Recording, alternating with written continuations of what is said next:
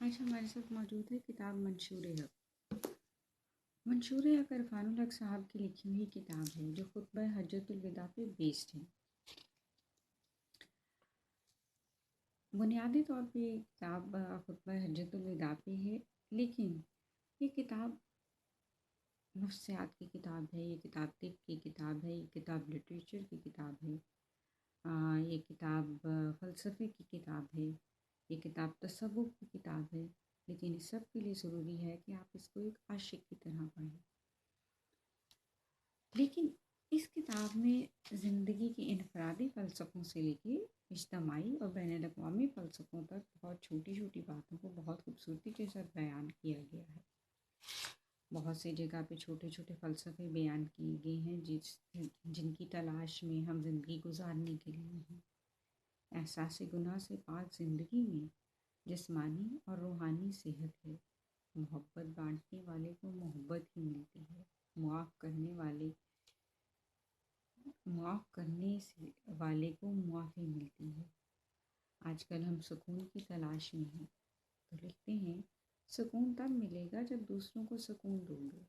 دوسروں کو سکون دینے کا ایک طریقہ درگزر کرنا ہے۔ عرفان الحق صاحب کا ایک خوبصورت قول ہے، عاشق کی سب سے بڑی نشانی ہے اس میں سے عشق کی خوشبو آتی ہے۔ تو اس کتاب کو پڑھنے کے لیے آپ کو تھوڑا سا عاشق ہونا ضروری ہے، ورنہ آپ کو اس میں سے عشق کی خوشبو نہیں آئے گی۔ آئیے اس میں سے کچھ چیزیں پڑھتے ہیں، ہم سب کچھ تو نہیں آپ کے ساتھ شیئر کر سکتے۔ مٹی کے چیپٹر میں لکھتے ہیں، آپ کو اللہ تعالیٰ نے مٹی سے بنایا جس سے سارے فائدے آپ اٹھا رہے ہیں، بچپن سے لے کے بڑھاپے تک جو بھی ہے مٹی ہی دیتی ہے۔ ایک اور جگہ لکھتے ہیں، وہ مٹی جو سارے خزانے آپ پہ انڈیلتی ہے مگر رہتی پیروں کے نیچے ہی ہے۔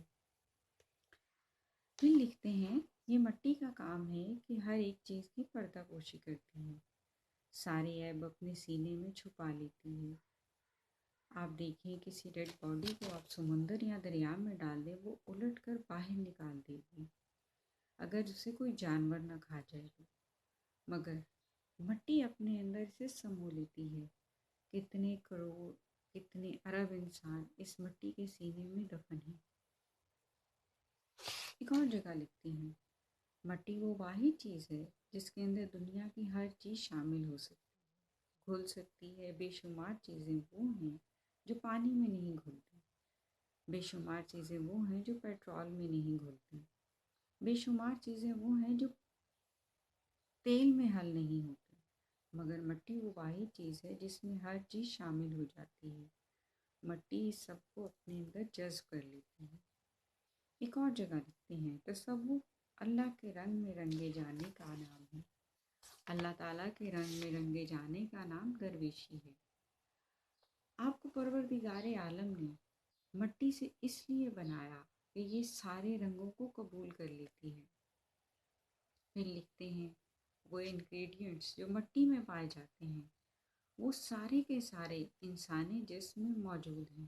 مٹی کے اندر چونا ہے، انسان میں چونا ہے، پانی، تانبا، چاندی، کوئلہ، تیزاب، گندھک، یہ سب انسان میں پائے جاتے ہیں۔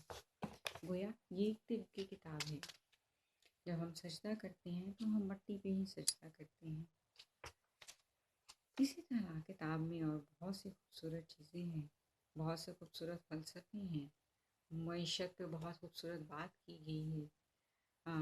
یہ جو ہمارا معاشی نظام آج جس مقام پہ کھڑا ہے، اور اسپیشلی ان دنوں جو معیشت ایک دم بریک ہو گئی، اب جب نہیں اس بریک ہونے کے بعد نہیں معلوم کب ایک نیا معاشی نظام سفر کرے گا، اس حوالے سے بہت سی چیزیں جو ہمیں بہت صدیاں پہلے بتا دی گئی ان سب کا تذکرہ ہے۔ لیکن اس سب کے لیے ضروری ہے کہ آپ اس کتاب کو ایک عاشق کے طور پہ پڑھیں، عاشق، تحقیق کا عاشق، علم کے عاشق کے طور پہ پڑھیں۔ تو کتاب کا مطالعہ کیجیے، آپ کو لٹریچر کا لطف دے گی۔